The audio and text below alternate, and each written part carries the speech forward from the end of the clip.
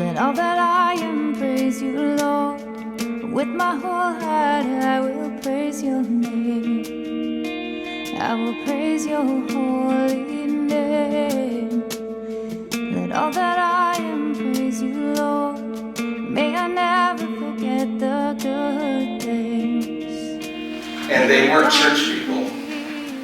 Did you hear this? Oh, well, if I came, the walls would come.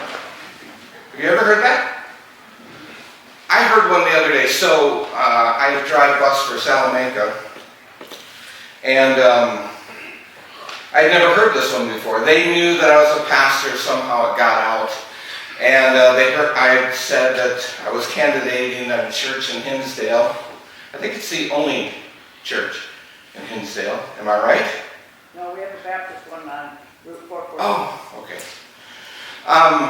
And so I was inviting a couple people because I told them I'd be preaching this Sunday, and the one lady said, if I came, the place would catch on fire.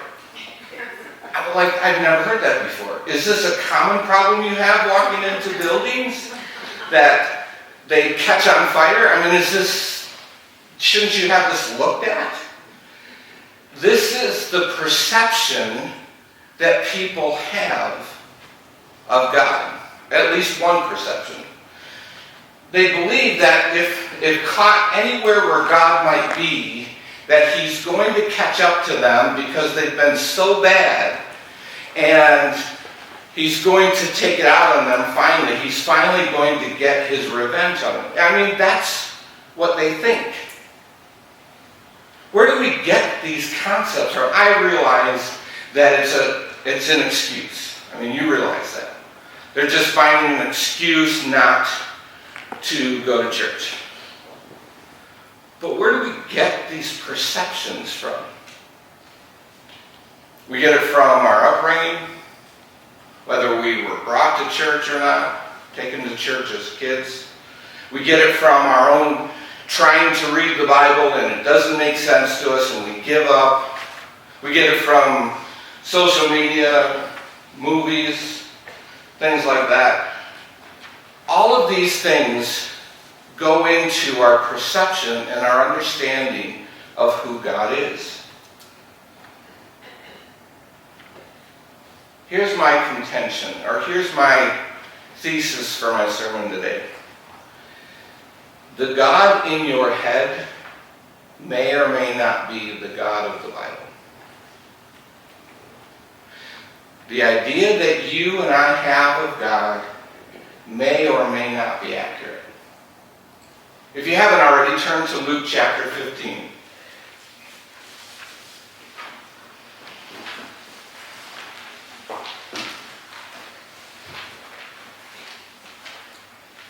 Let me give you a little context. Luke is writing this gospel. He is a doctor. He was not a disciple of Christ. He was not an eyewitness to these events that he writes about. But many believe that he visited and lived with Mary for quite some time, because some of what he writes about Jesus' birth and certain stories that he includes in his gospel are not in the other three. And only Mary would have known them. The Magi, the whole birth thing, Mary would have been really the only one who would have known these specifics. And so Luke probably spent some time living with Mary or in the community, and he interviewed her. He interviewed other disciples, and this is where he gets his writing of his gospel. Luke is the only one that gives these three parables. The audience, if you see in so Luke chapter 15, I'm reading from the New Living Translation. Verse 1, it says, tax collectors and other notorious sinners often came to listen to Jesus teach. This made the Pharisees and teachers of religious law complain that he was associating with such sinful people, even eating with them. So in the crowd this day that Jesus is teaching are religious leaders, tax collectors and sinners, the notorious tax collectors and sinners. I don't know how much you know about the culture, but a tax collector was a Jew that collected money, taxes for Rome. And so they were hated. They were despised. If you've ever seen the show Chosen, they depict Matthew very, very well. He was hated by his brothers and sisters Jews because he collected taxes for Rome. It was a very lucrative business. He was, so anyway, they were despised. And the disciples are in the crowd. So this is the three segments of people that are in the crowd this day.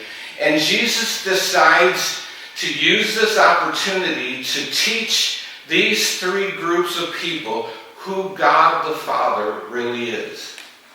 Because their perception and their understanding of who God is was not accurate.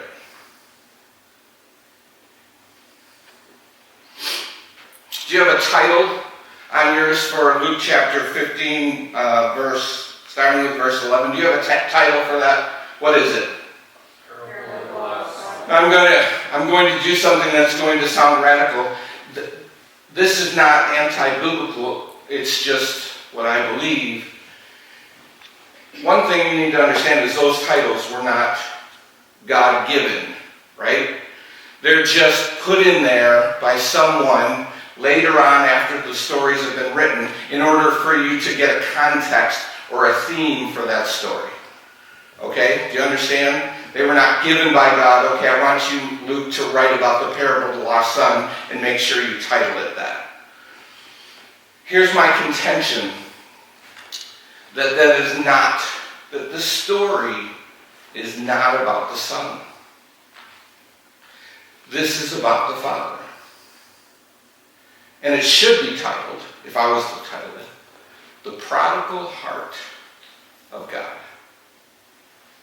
Prodigal, the definition of prodigal, means lavish or extravagant.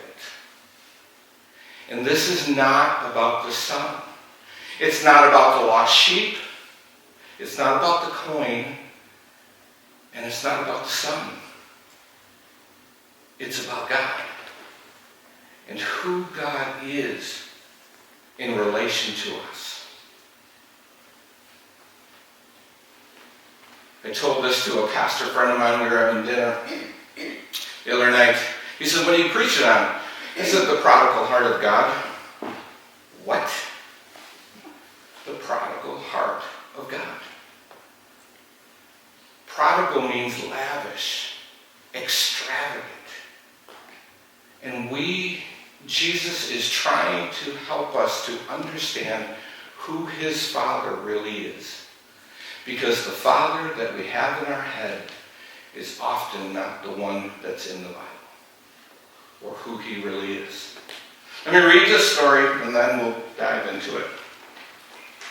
So you already know the context. We're going to start with verse 11. To illustrate the point further, Jesus told them this story. A man had 2 sons. The younger son told his father, "I want my share of your estate now, before you die." So his father agreed to divide his wealth between his sons. A few days later, this younger son packed all of his belongings, moved to a distant land, and there he wasted all of his money in riotous living. About the time his money ran out, a great famine swept over the land, and he began to starve. He persuaded a local farmer to hire him, and the man sent him into his fields to feed the pigs. The young man became so hungry, that even the pods he was feeding the pigs looked good to him. But no one gave him anything. When he finally came to his senses, he said to himself, "At home, even the hired servants have food enough to spare, and here I am, dying of hunger. I will go home to my father and say, 'Father, I have sinned against heaven and against you. I am no longer worthy to be called your son. Please take me on as a hired servant.' So he returned home to his father, and while he was still a long way off, his father saw him coming, filled with love and compassion. He ran to his son, embraced him, and kissed him. His son said to him, "Father, I have sinned against both heaven and against you. I am no longer worthy to be called your son." But his father said to his servants, "Quick, bring the finest robe in the house and put it on him. Get a ring for his finger, sandals for his feet, and kill the calf we have been fattening. We must celebrate with a feast. For a son of mine was dead and is now returned to life. He was lost, but now he is found." So the party began. So here we see,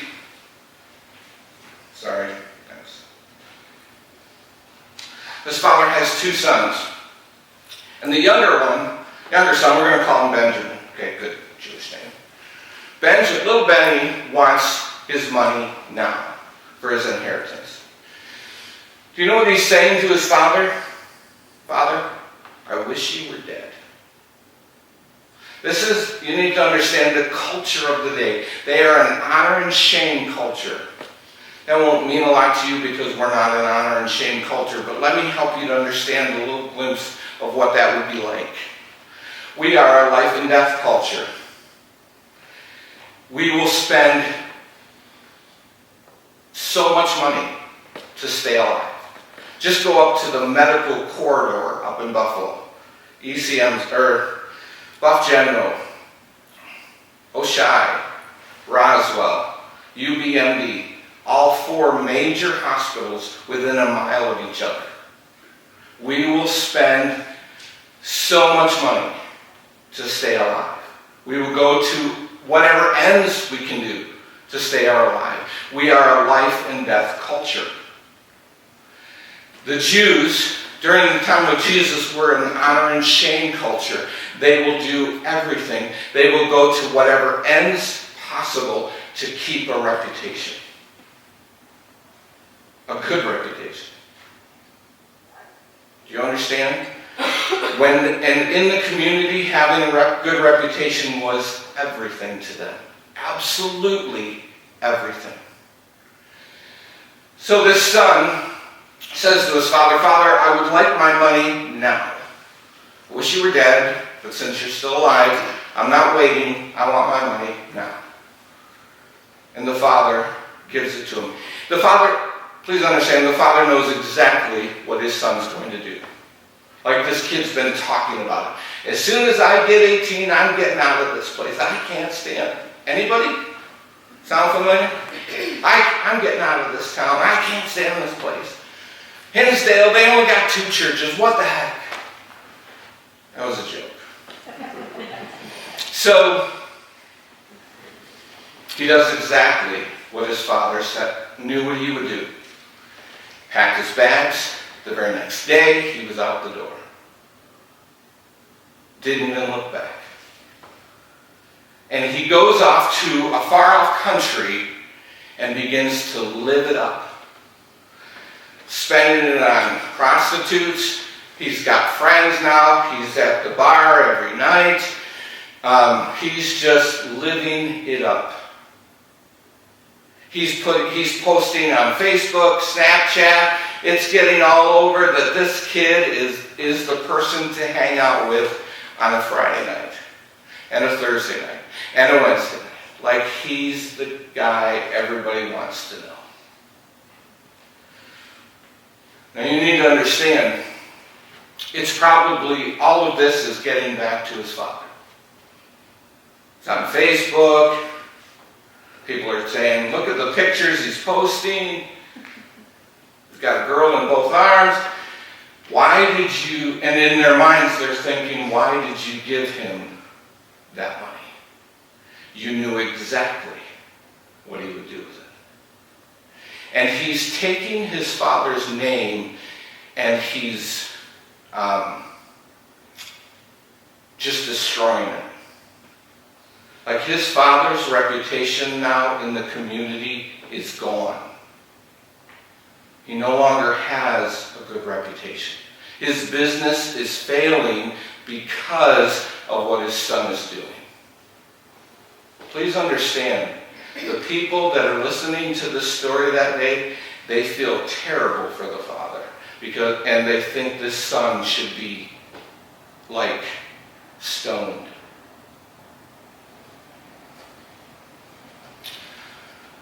Jesus goes on with the story. He says the kid's money runs out, and about the same time there's a famine in the land. And he starts to starve. And the only work he can find is to feed pigs. You understand, don't you, that Jews don't feed pigs. They don't have pigs. They're not around pigs. They're an unclean animal. They're not kosher. So this son isn't posting anymore, but everybody else is. And it's getting back to Dad. How low he's taken his father's name through the muck and the mire and the mud. His reputation is gone in the community. You see, whatever the actions of, it's not like our culture at all, whatever the actions of the children are, reflect on the parent.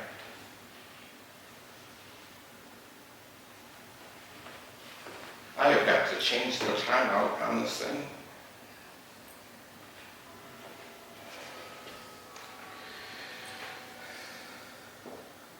I want you to understand, this is not a story about how a rebellious people respond to a holy God.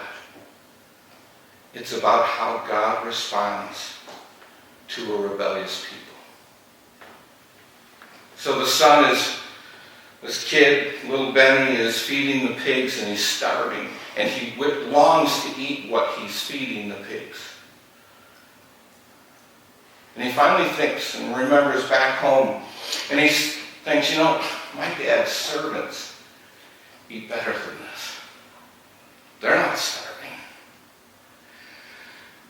And he concocts this plan. He says, you know what I'll do? I'll go back and I'll grovel, my hands and knees, and I'll just say, Dad, I'm so sorry, but I don't expect to be your son anymore. Just make me like one of your servants. You see, the kid has no idea his own father. So he's on his way home, and maybe you're like this. There's just not a lot of room to travel up here. He says he's concocting this apology. You ever done that? You've got to go and apologize to somebody, and you're playing the tape through your head what you're exactly going to say. Father, I've sinned. I'm sorry. I told you you're going to have to move with me. Father, I've sinned against heaven and against you. I am no longer worthy to be called your son. Make me one of your hired servants. And he's practicing this apology over and over on his way home. And he gets to the end of the road, the driveway, and the driveway is like a quarter mile long. And Jesus said, and the father sees him a long way off. Here's what I want you to understand. This father, the day his son walked out the door, had his servants move his desk to the front window for the day that he could see his son. He always had the desk facing the back fields because they're beautiful. But the day his son walked out, he had the servants move it to the front window. And every night, he would sit on the swing on the front porch, watching for his son. And every night, as he opened the screen door, he'd take one last look. And the last thing he did every night since the day his son left, he would turn the porch light on in hopes that if his son came home at night, he'd see the house. That's why he saw him a long way off. And he ran to him. This story was read to a bunch of an Arabic group of people, and they were asked, what are some things that you noticed in the story? Because it would be the culture of the Jews back then. And they said two things. The fact that the son asked for the inheritance was basically saying to his father, you're dead to me. And the second, no man would ever run to anyone. Never do it. You stand and you walk uprightly. You don't run to anyone. The fact that the Father runs to his Son tells you that this is a God who is not like what we think. This Son has dragged his Father's name through the muck and the mire, wished he were dead, and he runs to him.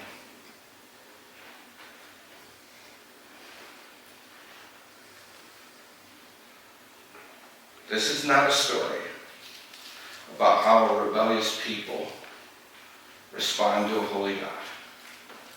This is a story about how a holy God responds to a rebellious people. The Father gets to the Son. Give me a second.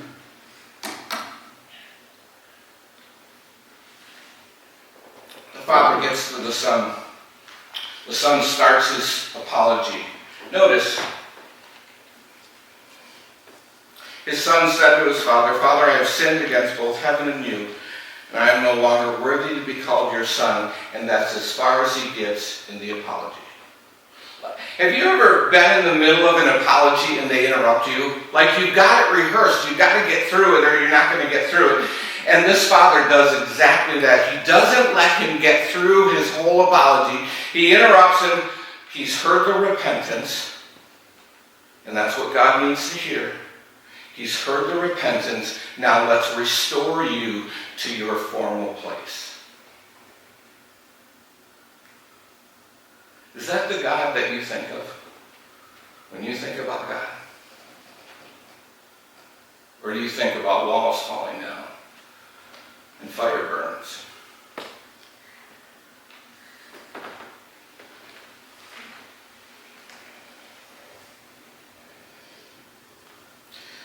This is about the prodigal heart of God. Lavish, extravagant love for his children. That's who God is. I want to read to you a present-day story. It's from Philip Yancey's book, What's So Amazing About Grace. And I think it'll give us a little clearer picture of this story, present day. And if you'll forgive me, I'm going to sit down. Yep, and you're going to stand up. So listen to the story as I read. A young girl grows up on a cherry orchard just above Traverse City, Michigan. Her parents, a bit old-fashioned, tend to overreact to her nose ring, the music she listens to, and the length of her skirts. They ground her for a few times, and she seethes inside, I hate you. She screams at her father when he knocks on the door of her room after an argument, and that night she acts on a plan she has mentally rehearsed scores of times. She runs away. She has visited Detroit only once before, on a bus trip with her church youth group to watch the Tigers play. Because newspapers in Traverse City report in lurid detail the gangs, the drugs, and the violence in downtown Detroit, she concludes that is probably the last place her parents will look for her. California, maybe. Florida, maybe. But not Detroit. Her second day there, she meets a man who who drives the biggest car she's ever seen. He offers her a ride, buys her lunch, arranges a place for her to stay. He gives her some pills that make her feel better than she's ever felt before. She was right all along. She decides her parents were keeping her from a lot of fun. The good life continues for a month, 2 months, a year. The man with the big car, she calls him boss, teaches her a few things that men like. Since she's underage, men pay a premium.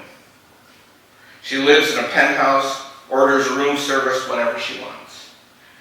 Occasionally, she thinks about the folks back home, but their lives now seem so boring and provincial that she can hardly believe she grew up there. She has a brief scare when she sees her picture printed on the back of a milk carton with the headline, "Have you seen this child?" But by now she has blonde hair, and all the makeup and body-piercing jewelry she wears, nobody would mistake her for a child. Besides, most of her friends now are runaways, and nobody squeals in Detroit. After a year, the first sallow signs of illness appear, and it amazes her how fast the boss turns mean. "These days we can't mess around, girl," he growls, and before she knows it, she's out on the street without a penny to her name. She still turns a couple of tricks a night, but they don't pay much, and all the money goes back to support her habit. When winter blows in, she finds herself sleeping on metal grates outside the big department stores. Sleeping is the wrong word. A teenage girl at night in downtown Detroit can never relax her guard. Dark band circles her eyes and her cough worsens. One night, as she lies awake listening for footsteps, all of a sudden everything about her life looks different. She no longer feels like a woman of the world. She feels like a little girl, lost in a cold and frightening city. She begins to whimper. Her pockets are empty and she's hungry. She needs a fix. She pulls her legs tight underneath her and shivers under the newspaper she's piled atop her coat. Something jolts a synapse of memory, and a single image fills her mind of May in Traverse City, when 1,000,000 cherry trees bloom at once, and her golden retriever dashing through the rows and rows of blossoming trees in chase of a tennis ball. God, why did I leave? She says to herself, and pain stabs her heart. My dog back home eats better than I do. She's sobbing, and she knows in a flash that more than anything else in the world, she wants to go home. 3 straight phone calls, 3 straight connections with the answering machine. She hangs up without leaving a message the first 2 times, but the 3rd time she says, "Dad, Mom, it's me. I was wondering about maybe coming home. I'm catching the bus up your way, and it'll get there about midnight tomorrow. And if you're not there, well, I guess I'll just stay on the bus until it hits Canada." It takes about 7 hours for the bus to make all the stops between Detroit and Traverse City, and during that time she realizes the flaw in her plans. What if her parents are out of town and miss the message? Shouldn't she have waited another day or so until she could talk to them? And even if they are home, they probably wrote her off as dead long ago. She should have given them some time to overcome the shock. Her thoughts bounce back and forth between those worries and the speech she is preparing for her father. "Dad, I'm sorry. I knew what was wrong. It's not your fault. It's all mine, Dad. Can you forgive me?" She says the words over and over, her throat threatening or tightening even as she rehearses them. She hasn't apologized to anyone in years. The bus has been driving with lights on since Bay City. Tiny snowflakes hit the pavement, rubbed worn by thousands of tires, and the asphalt steams She's forgotten how dark it gets at night out here. A deer darts across the road and the bus swerves. Every so often a billboard, a sign posting the mileage to Traverse City. Oh God. When the bus finally rolls into the station, its air brakes hissing in protest, the driver announces in a crackly voice over the microphone, 15 minutes, folks. That's all we have here. 15 minutes to decide her life. She checks herself in a compact mirror, smooths her hair, licks the lipstick off her teeth, looks at the tobacco stains on her fingertips, and wonders if her parents will notice, if they're even there. She walks into the terminal, not knowing what to expect, not one of the 1,000 scenes that have played out in her mind prepare her for what she sees. There in the concrete walls and plastic chairs bus terminal in Traverse City, Michigan, stands a group of 40 brothers and sisters and great aunts and uncles, cousins and grandmother and great-grandmother to boot.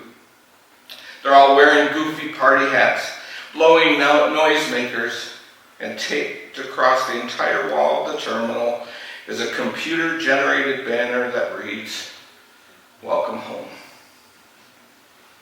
Out of the crowd of well-wishers breaks her dad. She stares out through the tears quivering in her eyes like hot mercury and begins the memorized speech. "Dad, I'm sorry.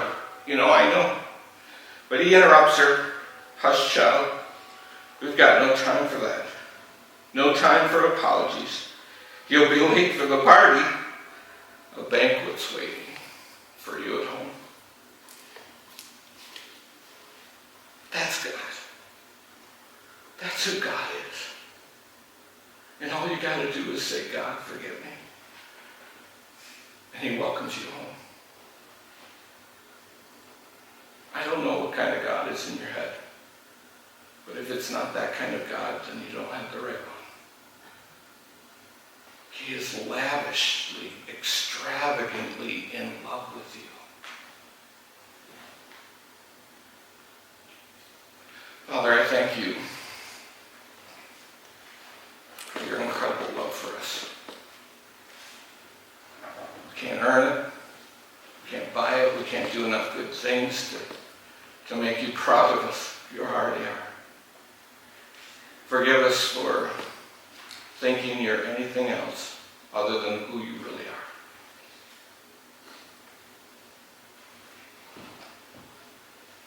You are so extravagant in your love toward us,